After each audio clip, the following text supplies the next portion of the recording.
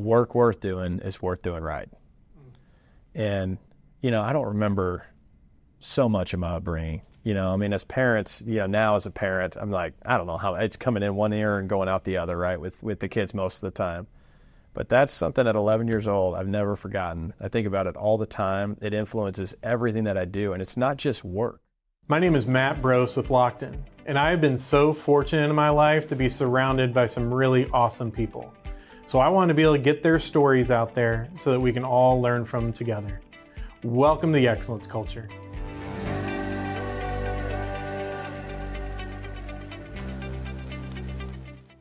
Well, welcome to the Excellence Culture. Again, my name is Matt Brost, and again, I am super excited about the guests that I get to have here today. Many of you, if you're in the DFW Metroplex, and if you've sat by a fire, a solo stove fire, you probably, this name might be familiar to you. It's John Merris. John, thank you so much for joining us here on the Excellence Culture. Really appreciate it.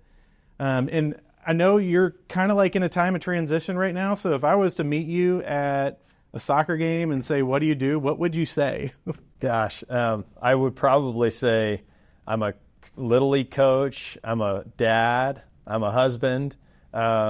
But, from a professional career standpoint, just transformational growth-minded leader. That's really been my entire career. And, regardless of whether it was Solo Stove or Solo Brands or one of my prior endeavors, it's always been focused on growth and leadership. Yeah, I love that. I love that. So John was the former CEO of Solo Stove, and wonderful job there. When did you start at Solo Stove? Yeah, I was there in October of 2018. And so I can only, because I didn't really know what Solo Stove was then. Now I do now, and I have one myself.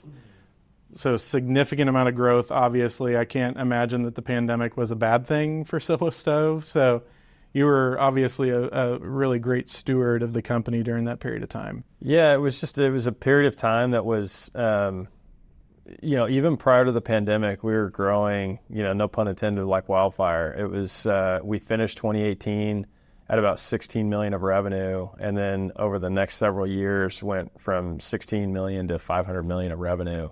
Over that 3.5, 4 year period. And so it was just a wild ride, tons of growth, and it shifted from a demand issue. We had plenty of demand to more of an operations challenge, right? And figuring out how to figure out product, and all during the pandemic when, getting product from overseas was more challenging. But it was just an amazing experience. I'm so grateful for the time that I had there for 5 years. That's awesome. Well, I don't want this conversation to be too much about Solo Stove because I think there's probably a lot more to you than that. And so, yeah, for sure. And honestly, we haven't gotten to know each other a whole lot. Most of the time that I've had these conversations, it's somebody I know really well, and we've had some opportunity to talk prior to this. But I want to hear your story, when it comes down to it. Awesome. And so, if it's okay, I'd like to kind of start like little John Merris. Tell me about him as a kid, the upbringing you had. Let's start there. I love it. Yeah. So probably the most important thing of all the things to know about me from an upbringing. And by the way, I really appreciate being able to start here because I'm a big believer that your formidable years, when you're a kid, are really what make you into who you become, and that people don't change a lot as adults. They progress and they improve, hopefully, but most of who you are, kind of you become, when you're young. But the most important thing to know about me is that I have 4 sisters, 3 older and 1 younger, and so I like to say that I was raised by 5 moms, and that is the truth. And there were times that it was a real drag as a kid, especially with 3 older sisters and 1 younger, but I'll tell you, I look back on it now, and I am so grateful. Moms just have a special place in my heart, right? I have 5 kids, and my wife is an incredible mother, and I just think about. Did you hear that? 5 kids. That's 5 kids, yeah. And I just think about how hard it is to raise 1, much less 5 for my wife. And I had the good fortune of really having 5 moms that helped raise me, and brought me up right, taught me to respect the things that you should respect and to honor the things that you should honor and try to live the best type of life that you can. And so, as a kid, I had a lot of female influence around me. My dad and I were really close as well, which is like a double benefit. I had 5 moms, but then I also had this really tight relationship with my dad as the only boy. When I was 11, we adopted my little brother from Thailand. So he was a newborn, so he was about 10 years younger than me, a little over 10 years younger than me. But for many, many years, I was the only boy, and my dad and I were kind of thick as thieves as the men in the house, the male influence in the house. And then I had my sisters. We lived in Austin. I grew up in Austin. But when I was 11 years old, my mom had this dream of living on a ranch, living in the country. My dad was a businessman. He was a very white collar guy. Nothing real rugged about him. I don't even know if he could. The business was he was career Amway. So this is like multi-level marketing at its finest. He ended up being an investor in a variety of other things, but he just, even to this day, probably couldn't fix a leak in the sink or whatever. He just wasn't a very hands-on guy, but man, he loved to talk to people. But I was because of that dynamic, when I was 11, we moved out to the country. My dad had made enough money that he could buy my mom that country residence that she wanted. And we moved onto a 50-acre Longhorn cattle ranch. We had a few horses, and I had 3 sisters older than me, 1 younger, and my dad didn't want to lift a finger on the ranch. So that kind of all fell to me to an extent. And so I got put to work at a young age on the ranch. And because of my dad's kind of career path, it was one of those dynamics when my dad and I were, at the grocery store, at the restaurant, he was just always recruiting. Yeah. And so no matter where he went, he was talking. It didn't matter who it was. It could be the cashier at Tom Thumb or whatever it might be. And he would be out there, recruiting people into his Amway business and whatever. So quite an interesting upbringing, but really the formidable part of my upbringing was being raised on that ranch and having the opportunity to really get my hands dirty and go out and work, learn to drive a tractor at a young age and fixing fences and wrangling in, the Longhorn calves that got out and having to get them back in before school started. They got in, you got out overnight and all that kind of stuff. I mean, that was my upbringing. Yeah, I've had, so far, of the, I guess, 14 episodes we've done so far, 2 of them, Levi, the one that I was talking to you about, Franklin Building Supply CEO, he grew up on a ranch right outside Austin, right by the old Salt Lick. Oh, wow. No kidding. And then Robert Henson, who works for Workday, he grew up on a ranch too. Both of them just very driven people. So I can see how that's a big part of your story. Big time. I've told this story before, but it's worth noting. When I was 11 years old, first day of summer, my dad calls me down. I come downstairs and he said, "Hey, yeah, I've got a project for you. I got a job for you to do." And I said, "Okay, it's fine. Always happy to help out." And he grabs a 5-gallon bucket of white paint and a paintbrush, and we start walking up the driveway. And I kind of knew as we were walking up there what was coming. We had about a quarter mile of picket fence in front of our house, spanned the entire length of our property. And we got out there, and he said, "Listen, I want you to paint this fence white. And your summer will start when you're done." Man, I was not happy. He just turned around and started walking back. We had a really long driveway, and I could see him kind of just getting smaller and smaller, just walking back to the house. And I'm sitting up there, and I probably sat and mumbled and groaned and complained for about 15 minutes, and finally realized this fence isn't going to paint itself. Yeah. So I guess the sooner I start, the sooner I get out of here. So I start painting. It took me 3 weeks. Painting that fence front and back. 3 weeks. I kept waking up earlier and earlier. I'm 11 years old. I've set my own alarm, getting out of bed before the sun comes up. It's Texas. It's hot. It's the summer. And so the earlier I start, right, then I can finish a little bit earlier. And so I normally would start about 6 a.m. and I'd wrap up about noon or 1 o'clock when it just got too hot to stay out there. And I finished in 3 weeks. I'm pretty proud of my work, right? I mean, at the beginning, it was a real drag. And then as I'm getting closer and closer to finishing, I'm really excited about it.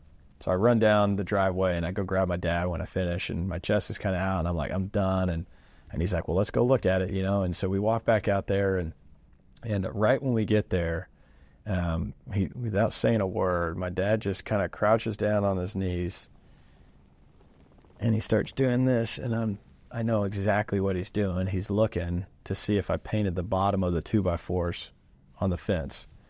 And so the 2x4s that go across, like, wow. No 11-year-old, in fact, no adult, I don't think, would have painted the bottom of those stupid 2x4s. And my stomach just sank. And he said, I thought you said you were done. And I was like, I am done, and he's like, well, you missed the bottom. And he just started walking back to the house. And I was so upset. Started crying. I'm 11 years old. And, again, about 10, 15 minutes go by, and I'm realizing the bottom of the fence rung isn't going to get painted unless I start. So I start going. It took me another couple weeks. And all I'm doing the whole time is thinking how much faster it would have been if I would have just been painting that as I was going. But now I've got to walk all the way down and get the bottom of them. And it took me two or three more weeks. I go back to the house. Now I'm a little bit nervous. I'm gun shy. I'm like, oh, he's going to find something else. So go get him. He comes back out. He looks underneath, inspects it. Everything's fine. He looks at me. He says, I just want you to remember this one thing. Work worth doing is worth doing right. And, I don't remember so much of my upbringing. As parents, now as a parent, I'm like, I don't know how it's coming in one ear and going out the other, right, with the kids most of the time. But that's something at 11 years old I've never forgotten. I think about it all the time. It influences everything that I do, and it's not just work. It's relationships. It's your marriage. It's being a father. If it's worth doing, it's worth doing right. And I pause all the time in my daily life as I'm doing things, and that lesson just comes to mind, and I just do a little bit more, put a little bit more effort in, or put a little bit more care or thought into what I'm doing. From that one lesson at 11 years old, I'll just never be able to do anything different. Well, I think your dad may have just defined excellence, when you think about it. And I remember I was a GM of a country club about 13 years ago, and we would have, kids from high school come and work in the cart barn. And you could just tell you had some kids that just naturally just cared about what they did, but then you had a lot of kids that didn't. Yeah. And that was kind of the conversation I tried to have with them. Like your dad did it in a much more eloquent way, but what you're doing now is setting the foundation of who you're going to be the future. And so awesome that your dad did that at such an early age.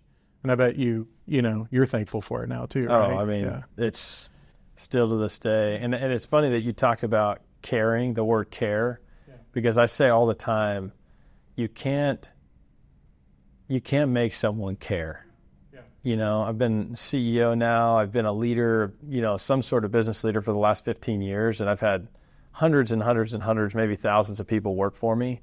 And some people care and some people don't. It's not just teenagers. It goes all the way through, and it's really interesting to watch. But it doesn't matter how much money you pay somebody. People care or they don't. It's just kind of inherent in who they are. And that's one of the lessons I'm really trying to teach my kids, my own kids, is nobody can make you care. Yeah. They'll pay you for your job, but if you care, that comes from within. Yeah. Be a caring person, whether it's with humans, whether it's with work, whether it's whatever, right? Just care, because you'll get a lot farther in life caring. Yeah, and your life will have more joy, have more meaning, all those things, right? Yeah, 100%. That's good. Okay, so that was 11 years old, right? Yeah. I think you said. Were you playing sports at all growing up? Yeah, I started playing soccer when I was 5 years old. Loved all sports, so I really played everything: baseball, football, tennis, soccer, all the way through junior high. And then as I was approaching high school, got to a place where the coaches were starting to try to narrow you down, right? I mean, I grew up in Texas. I lived out in the sticks, but the closest 5A school was Georgetown High School, and that's where I went to high school. And so it was a larger high school, even though I lived out in the country. We would drive about 15 miles to get to school. I think my graduating class was 600, so about 2,500 kids in school. Can I ask you what year you graduated? In 01, okay. 2001. So yeah, I'm older than you. So probably not by much. So in any case, I get to high school and it was kind of narrowed down, and our high school had a great soccer program at the time. The few years that I was going to be there, we had a couple kids that ended up going to Europe and playing and stuff. And so I chose soccer and kind of stuck with that through high school.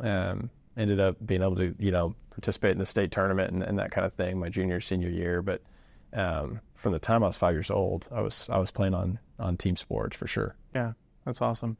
So any specific thing that you would say, even maybe you lean on your experience that you had as a kid, but you also are going through it through your kids right now. Just I've had a lot of conversations with athletes on here, or people that used to play sports, and it seems like just sport is, like, from a performance standpoint, creates a huge foundation for people too. So there's no doubt, and I have often thought to myself, I'm a pretty competitive guy, and I don't know if sports pulled out the competitiveness, or I was drawn to sports because I was competitive. I'm not sure how much of that is learned versus acquired or something that you're born with. But gosh, I've always loved sports for the competitive nature of them, and not even necessarily just always against the other team, but against yourself. I remember working so hard the summer between my freshman and my sophomore year because I wanted to make varsity so badly as a sophomore. And the work ethic that it kind of instilled in me, because I just wanted more. I wanted to be the best version of myself. And I think that's, for me, what sports has done for me is it's just helped me to focus on potential. I think about the word potential all the time. Everybody's blessed with different God-given, abilities and whatnot, and not everybody was built the same, and nor is it supposed to be that way, right? But at the end of the day, I'm a big believer that all that we're supposed to do in life is figure out our maximum potential and then try to get as close to that potential as we possibly can. And if my potential is down here and your potential is up here, I don't need to worry about that. Because all I need to do is get to my maximum potential.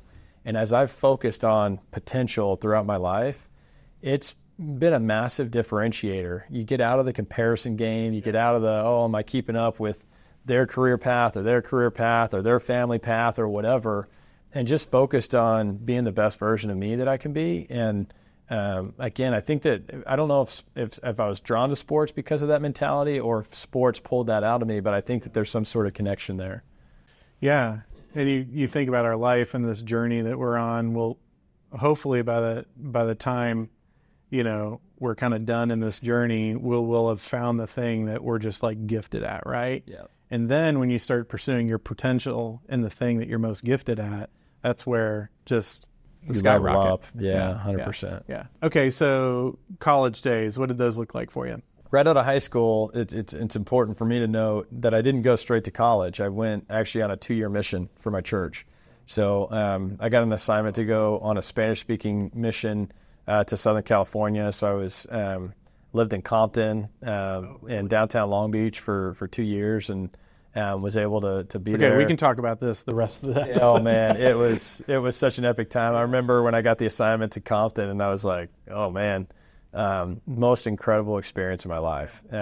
Saw things and experienced things that I didn't even realize, were going on in the United States. I mean, I grew up on a ranch, with pickup trucks and dirt and whatever, out the sticks. And now I'm in this concrete jungle and all kinds of things that I saw and experienced, and hardship, and humility and just people that were so open to anything that would help them be better, help them to improve and have a better life, and totally changed my life.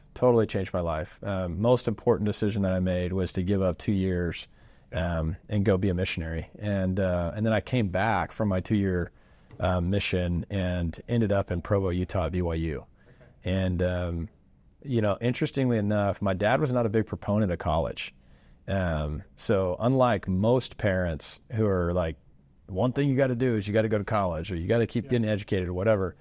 My dad was, I left this out at the beginning, but my dad was adopted from a German orphanage when he was 4. And is that what led him to adopting too? Yeah, to a large extent. My mom and my dad were very drawn to that because my dad really was given a shot. He was taken out of an orphanage by an American family who was serving in post-World War II and brought back to the States. And so, but a very humble upbringing. My grandfather, my dad's adopted dad, it was a very humble upbringing. I mean, he was in the Army and, retired from Fort Hood and Killeen. And, my dad lived in Temple and went to high school there, and that's how he ended up at UT. But he was self-made. He went and knocked doors selling Cutco knives and Kirby vacuum cleaners to put himself through college, and and then got into Amway, worked for Texas Instruments after he got his degree. But there was just something there. So he wasn't really encouraging me to college. So college was it was a big deal when I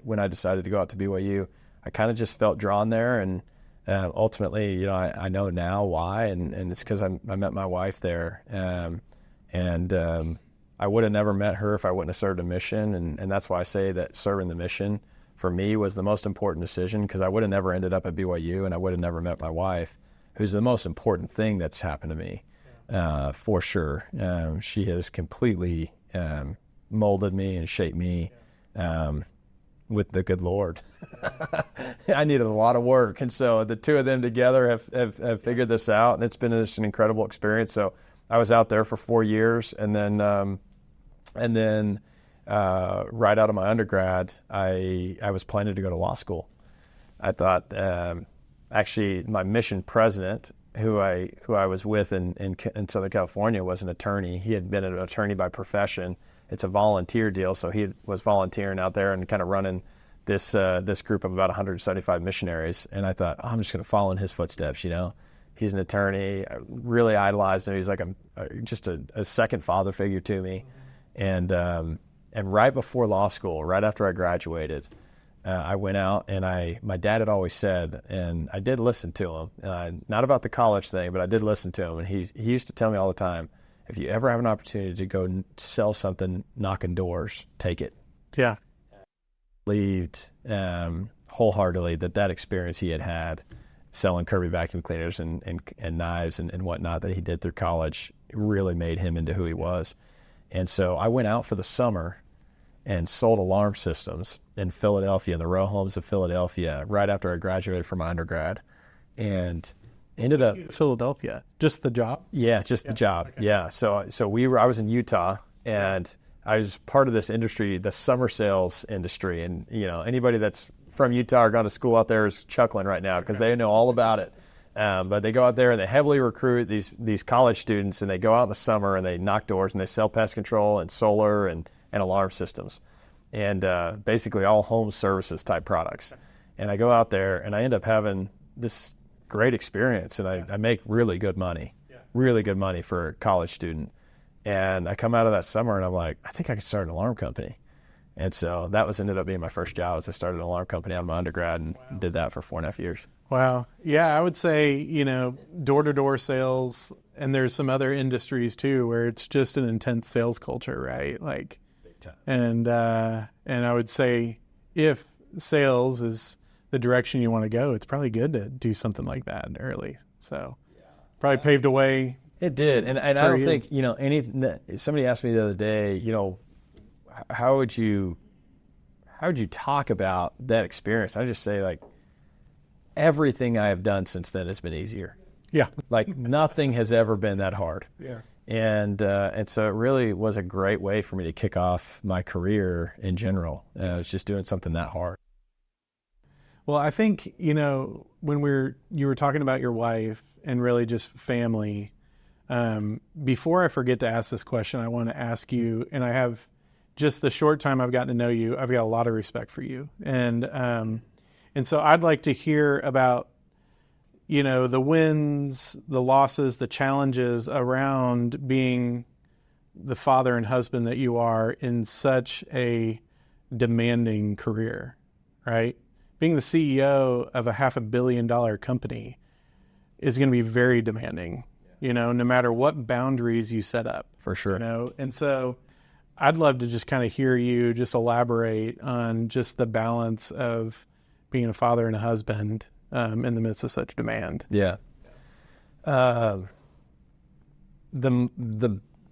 biggest win, for sure, and the most important thing has been marrying the right partner. Yeah. My wife and I truly have strived to do everything together and understand that there's times and seasons. Balance is an interesting thing. Some people talk about work-life balance. I don't really believe in that. Work is part of your life, and personal is part of your life, and all the different things that you fill it with is all life. And so it's really just balance. And that's how you described it when you asked the question, which I really appreciate, because that's the key. The key is to recognize that the scale is not normally ever perfectly in balance. When you're at work, you're neglecting your family. When you're with your family, you're neglecting your work. And that's okay. It's just understanding in those moments what you're doing and being intentional about it. And every professional accomplishment that I've had, I have felt like it's my wife and my professional accomplishment. She's been fortunate enough to be able to stay home with our kids since right before our first was born. That was a path she chose, and she was excited to be a mom, and she has found so much fulfillment in being able to do that full time. But that has not meant, in fact, I love telling this story, but when we went public, when we took Solo public on the New York Stock Exchange, she was right there on the podium ringing the bell with me. That was really important to me. Yeah. And, there's a limited number of people you can fit on that podium, and not all of the employees were super stoked that one of the slots was set aside for her. But to me, it was a no-brainer. She was more likely to be up there than me from my viewpoint, because all of my successes weren't possible without her. Our kids are our most important thing in our life, and she was so amazing at allowing me to do the things I was doing professionally and still make sure our kids didn't miss a beat and that they still felt close to me. And she just did an amazing job at keeping even me close to them. So what I would say is this: marry the right partner and make sure that you do it together, that you're making decisions together.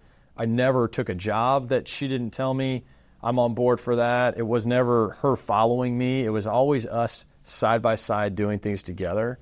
And then the other thing is just recognizing, in our case, we have 5 kids. It's a lot. And my career has been super demanding. I don't have hobbies. My hobbies are my kids. And I find fulfillment in that. And, it's not for everyone. You hear people all the time, well, I need my alone time. And so this is controversial. There's a lot of people out there that are going, no, you can't go hard and you can't do all this without the downtime, whatever. But that's my relief. My relief is my family. The closest thing that I really have to a hobby is going out and working out every morning before my kids and my wife wake up. I wake up early. I'm an early riser. I've always been a morning person. I normally wake up about 5:30, get to the gym and work out for an hour and a half, and then get home and spend time with the family and read some scriptures and pray together, and then go off to school and work and all the different things that we do. So that's great, man. Because that was going to be a follow-up question. It's kind of some personal disciplines that you have, but I think you just answered it. Any other, elaborating maybe on some personal disciplines that you have that you think have kind of led to success for you? Just trying to, again, I believe the most important, there's a quote that I heard at church growing up that I still live by, and it's no success outside of the home will compensate for failure in the home. Yeah. And so for me, that's just, when we talk about daily habits, it's just making sure that we're doing the best we can. I haven't been perfect. My wife would be the first to say it, but try to be intentional. My wife and I try to date still. We've been married for almost 20 years, and it's just trying to spend time with just us, trying to spend intentional time with the kids, reading our scriptures on a daily basis, praying together on a daily basis, staying grounded in those things. And then the physical side of it, working out has been really good for me too, from just an overall mental and physical state. But those habits have led to so much success outside of those things. For me, it's hard to articulate exactly how. I've seen it, right? And we've gone through phases where we've let those things slip, and you don't feel as successful, or you're not as successful outside of the home, and then you keep those disciplines, and great things happen. Yeah, a lot of people talk about routine, right? I kind of feel like routine seems harder than the word rhythm. But it seems like you've got a really good rhythm, with that waking up at that time, going to work out, getting that awesome time with your family. And it probably feels like a rhythm, right? When I'm not trying to reinvent it every day. I've been doing it for a long time. It works, and it's a rhythm. Yeah, I love the way you're saying that versus routine or habit or whatever, because when you're in rhythm, right, there's something, it's almost, you can hear the music playing. Yeah. The other thing that I love about rhythm and the way that you're describing that is when you don't have it, you're more likely to recognize it. Because there's something about when the beat's off, and you're like, oh, that sounds terrible, And so that's definitely, and you can feel it. We can feel it as a family. My wife and I can feel it as a couple. So it's great. And frankly, you can feel it in business, There's sometimes with the rhythm, it's just going. You're like, man, this is amazing. And, trying to create that rhythm in your life, I think is critical. Yeah. So your door-to-door sales, give me a little bit of a fast forward to the point that you were at Solo Stove. My oldest son, who's now 16, was 4 years old, and I'm still in the alarm business. I'm doing door-to-door. I've started my own alarm company, and I'm a few years into that. And, people are at home the evenings and on the weekends. And I've always been more of a servant leader, lead from the front type of leader. So when I had my own alarm company, I didn't just throw my guys out on the doors, door knocking. I was out there with them. And that was great when my first couple of kids were 4 and, or 3 and 1 and then 4 and 2, because they're not in school. So I got to hang out with my kids all day. And then, 4 or 5 in the afternoon, I'm leaving to go work. And, so I'd miss dinner, but I'd have breakfast and lunch with them, and all that's great. And I just remember the first Saturday that my 4-year-old son had soccer. He had a soccer game, and I was gone all day. So I just remember, I'd leave on Saturday mornings at 8 in the morning, and I'd be gone until, it was dark. And so that was kind of the sacrifice for Saturdays. Well, my 4-year-old son has his first soccer game, and I got home that night, and my wife's like, this isn't going to work. And I'm like, what are you talking about? And she's like, you're not missing our kids' Saturday activities for the rest of time. You're going to have to find a new career. And literally I like your wife, man. 4 or 5 days later, I go and take the GMAT and put in an application to go back and get my MBA. I didn't know what I was going to do. I just knew that I was going to have to change careers. And I was pre-law before I started the alarm company. So I had a political science degree. I'm like, I don't think anybody's hiring me. Yeah. And so fortunately, I got into the University of Texas in Austin, and they're working professional Dallas program. So they fly professors up from Austin to compete with SMU's program here in Dallas. And I started that pretty quickly and got into that program. I was still doing my alarm stuff, trying to find balance with some of the stuff that was going on with the kids while also going to school. So I'm going to school every other weekend for 2 years, Fridays and Saturdays, and then doing the alarm company. And about halfway through that program, at the beginning of that program, I'd met a guy named Ben Malin, who's the CEO of Market Scale. And we were classmates. And we just used to always share stories. He was at the time running an inside sales team of 300 or 400 people. And I was fascinated with the idea of phone sales because you wouldn't have to knock doors. You're in air conditioning. We're knocking doors in Texas. I was hot all the time. And he was fascinated that I was running a 100-person door-to-door sales team. He was like, I don't know how you're getting people to do that. That's insane. And about a year in, we were just both in awe of each other enough that we were like, man, it'd be really fun to work together. And he was nice enough to give me a job at Multiview to start helping out with this inside sales team. He didn't really have a job for me. I think he called me a manager, but I was sitting in a cubicle. I just remember they offered me enough money, and I couldn't pay my bills with the salary that they offered. But there was bonus based on performance, and I just knew right out of the gate, I either am going to sell and pay my bills, or we're going to go broke. First of all, Ben and Market Scale, awesome. They're just doing an awesome job. It's amazing. We get to come. You've experienced it today. Have you ever been on a podcast that they've hosted here? I have. Yes, yeah. You did. Ben does one. And so, kind of fast forward a little bit more to the point, that you're in your last role. Yeah, so I go from Multiview, and I got a little bit of exposure at Multiview. It was backed by a private equity company, and that was my first interaction with private equity, and I kind of became fascinated with this idea of these companies investing in private companies and then growing them and selling them. And I ended up meeting the founder of another Dallas-Fort Worth company. It was actually in Fort Worth, called Claris Glass Boards. This is a company that was manufacturing whiteboards but made out of glass, which right now in today's day are pretty popular. Yeah. But back in like 2014, 2015, this was like basically a non-existent. Like, it was very small, very scrappy.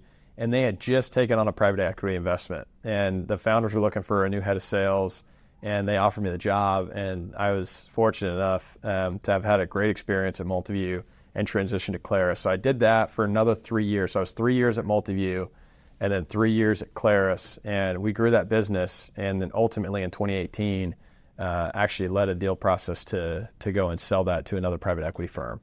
So we completed a deal around May of 2018. And I really wanted to be a CEO at that time. I had kind of been pegged the sales guy, and I didn't have anything wrong with that. I love sales, and my dad had always told me sales solves all, and I love that side of it. But I just, from my MBA, I just started kind of falling in love with all aspects of business, and thought, man, I'd really like to try my hand at more than just the sales side. Yeah. And unfortunately, the new ownership at Claris didn't feel like I was experienced enough, and so they really wanted me to stay, and they gave me a great offer to stay. And about 3 months later, I got a LinkedIn message from the founders of Solo Stove asking me if I'd come in and help them, give them some advice on how to scale a sales team. And they had heard that I had done that at Claris, and so I went over there thinking I was kind of doing them a favor. It was just more of a give back. And about an hour in, they said, "Have you ever thought about being a CEO?" And I'd found out at that point that they had heard through the grapevine. But you already had aspirations for that. I had aspirations, and they had heard that through some mutual connection. I didn't know those guys, but they knew some people that knew me. And so this was all kind of meant to be an interview, but I didn't know it. I thought I was just helping them out, and 9 days later I started. And that was October of 18. Wow. Well, I think people that have a growth mindset can be pegged as sales, right?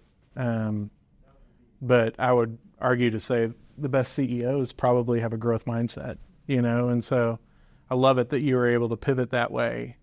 And in the midst of, because that's what I've known of you, the research that I've done of you is that you're a high growth leader, is that an accurate statement, would you say? I just love it. I love progress. I mean, I don't know if it's coming through or not in my conversation, but not just in business. Yeah. I just think we're all here to grow. I mean, as people, right? Relationships, and certainly in business as well, right? I mean, everywhere. The growth is just, I think that's what it's all intended to be. It's just growth. That's why we're on the earth. And so, yeah, I mean, absolutely. I definitely, I've had that mindset in business and in life. Yeah. I think about growth, and I remember when my daughter grew the most. She had this huge growth spurt when she was in 5th grade, and she was super uncoordinated, like during that period of time when she was growing, right? And now she's turned into this really excellent athlete. But even in the growth of the human body, there's chaos. Right. Right? And the goal would be to have less chaos, right? Like during a growth period. Is there anything that you've learned just in your times of growth, whether that's in companies or personally, that allows there to be minimal chaos? Because there's inevitably going to be some chaos, but minimal chaos during growth. Yeah, I love that. And I love the comparison with your daughter. I'm going to use another word. I'm going to throw another word on top of chaos. And the word I'm going to use is clumsy. Yeah. Right. And it's easier to picture, right, from a human standpoint. Our kids have kind of gone through those phases too, where they're just clumsy. Their bodies are trying to figure out what to do with this new growth that they have. And I think in business, there's a lot of that as well. You get clumsy when you grow really fast. And I think that's kind of part of you have to kind of grow into it. You have to figure it out. the biggest thing that I've done, or that I've tried to focus on when it comes to growth and trying to mitigate chaos or mitigate clumsiness, is to never settle or just sit on your hands. You've got to be moving at all times. And I found that if you just are constantly moving with the growth, you're not going to be perfect, but you can't get paralyzed with growth, because growth requires change. Change is uncomfortable. A lot of times people don't like change, so they want to try to slow things down, but growth is happening over on the side anyway. And if you just get paralyzed and stop moving and stop evolving and innovating, ultimately you're going to stifle the growth, right? And it's going to slow down, and that's obviously not what you want.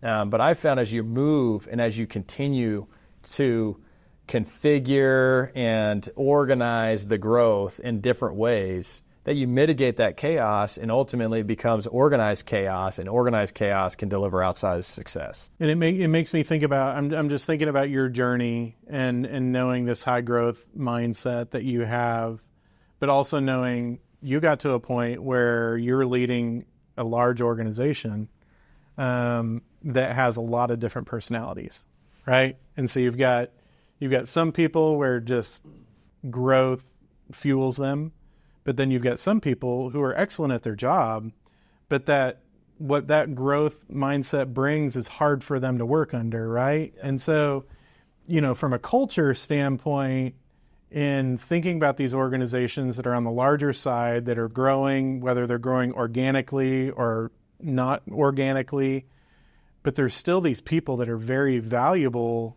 that you're trying to prevent like too much of a wake for, right? Yeah. Yep. And so, I don't know, I'm not doing a good job at asking this question, but did you learn anything, do you have anything to share to the audience that's related to how do you kind of manage or lead these people where growth fuels them versus the people where growth sucks the life out of them, right? Or is your learning more so like when you're in high growth mode, you just need high growth mode with you, So great. Such a great topic to talk about. Somebody really wise, a good friend of mine told me once, and I think many people have said this, but one of the arts of business, one of the great arts of business, is learning to do more by doing less. Yeah. And I'm just a huge believer in that.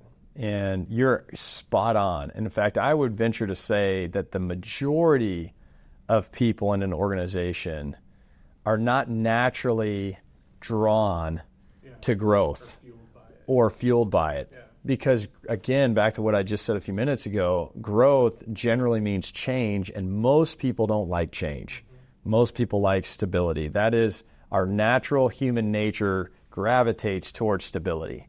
And the way that I counteracted that as we were growing rapidly, particularly as it pertained to culture, was to center our team around purpose and what that purpose was. It was the constant. It was the thing that no matter how fast we grew and no matter how much chaos there was in the organization that we had to build around, they were able to focus on why, the purpose. It's that Simon Sinek, start with why kind of mentality, and being purpose-oriented as an organization and helping the employees know, even though this is changing and that's changing and that's changing, we're still just going after this North Star. It's that one thing. It's that one simple thing, and all of this is about that. So if you ever get overwhelmed, just think about that and then do whatever you think is going to get us there.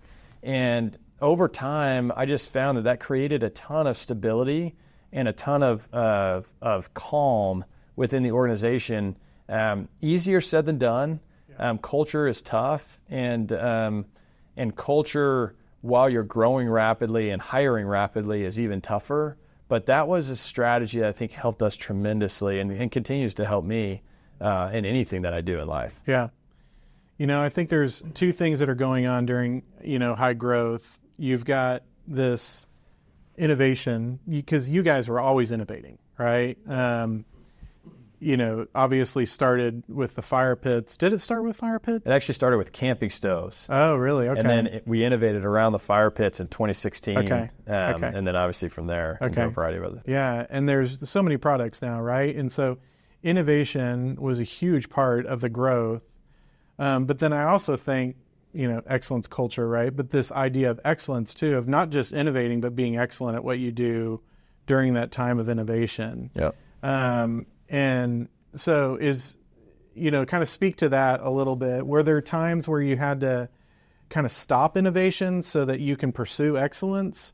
Or did you find the ability, as a leader and as that organization, that you all were able to do both at the same time? Yeah, that's a great question as well. We didn't ever bifurcate the two things. Yeah. We wanted to foster excellence everywhere in the business all the time. Excellence in innovation, excellence in execution, excellence in fulfillment and operations, excellence in supply chain, excellence in culture and team. So we never split off the two and thought about it like that, like it's a one or the other, or we're doing these two things separately. It was always, no matter what we're doing, we're striving for excellence. But I think where we really went right at Solo, and really throughout my career, it's not just a Solo thing, is what is that North Star? I talked about having purpose or knowing your why. Whatever that purpose is, make sure that your eye is always on that and you don't get distracted with the minutia of execution in all these other areas. In other words, all these other things that you're doing are really to make that happen, to be excellent at that purpose. And at Solo, that focus is all around the customer. It was all around about doing excellent for the customer. And so as we innovated, we knew we weren't going to be perfect. We went into it expecting not to be perfect. We were going to fall all over the place. But we had this mentality of you succeed or learn, there is no fail.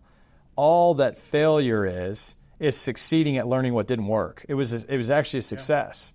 Yeah. And so everything was a success. Yeah. We either were succeeding at taking great care of our customers, or we were succeeding at figuring out what wasn't taking great care of our customers, and then we could back off of that and pivot and do other things.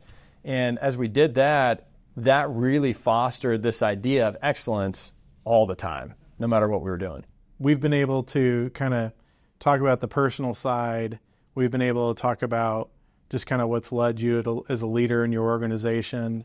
And so, yeah, I really appreciate it. And I'd love, I think we're going to have a round two. You kind of told me that you'd love to have a round two. For sure. I know there's a lot coming up for you. Yeah. And I know there's probably a lot that you can't talk about, in the stage that you're in, but anything that you kind of like to share as a send-off for the audience for the time being right now?